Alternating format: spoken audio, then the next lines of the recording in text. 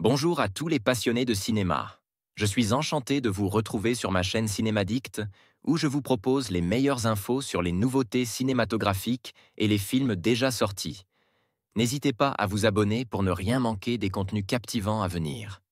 Bonjour à Allons-y. tous, et bienvenue sur ma chaîne. Aujourd'hui, je vais vous parler de la célèbre histoire de Cendrillon, mais d'une manière un peu différente. Dans cette vidéo, je vais vous présenter ma critique de l'adaptation de ce conte classique par Stark. Nous allons explorer les thèmes principaux, les choix artistiques et les éléments qui font de cette version une interprétation unique. Restez avec moi pour découvrir ce que j'en pense et comment cette adaptation se distingue des autres. C'est parti. La bienveillance engendre la bonté, et la bonté engendre la magie. Hayley Atwell, Cendrillon, de Kenneth Branagh, 2015. Je ne connais pas vraiment le cinéma de Kenneth Branagh, mais depuis que j'ai vu Thor, je me suis dit qu'il fallait s'attendre à tout. Cendrillon en est la preuve. Il me semble tout à fait honnête de dire que ce que le film souhaite nous proposer n'est rien de plus qu'une adaptation live du film d'animation mis en scène par Disney Pictures en 1950. Cendrillon est donc un long métrage sans surprise en ce qui concerne sa structure narrative et scénaristique, même si cependant on peut lui accorder quelques bons points indéniables. Dans un premier temps, on peut saluer la qualité visuelle du film, elle verse tantôt dans le kitsch assumé et tantôt dans la féerie propre à ce conte.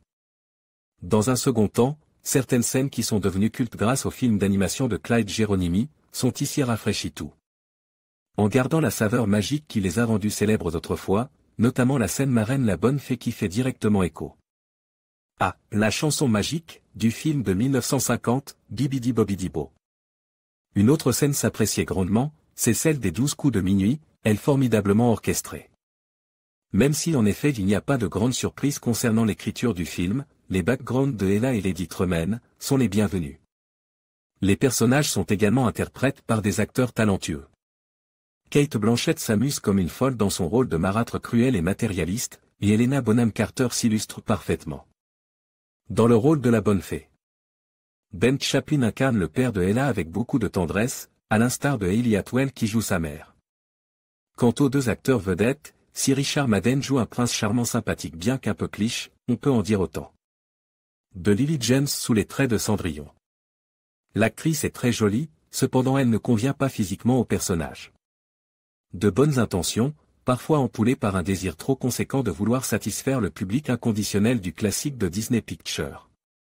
Cendrillon de Kenneth Branagh se laisse vivre sans trop de déplaisir, mais ne marque pas les esprits, là où le Maléfique de Robert Stromberg l'année dernière possédait un vrai discours et donnait une image plus moderne de la femme. Ma note, 5,5/10. En conclusion, la critique de Cendrillon, par Stark nous invite à réfléchir sur les thèmes universels de la résilience et de la transformation. En déconstruisant les stéréotypes et en mettant en lumière les nuances des personnages, Stark offre une perspective rafraîchissante sur ce conte classique. Cette analyse nous rappelle que derrière chaque histoire se cachent des messages profonds qui résonnent encore aujourd'hui. Merci de nous avoir accompagnés dans cette exploration, et n'hésitez pas à partager vos propres réflexions sur cette œuvre intemporelle.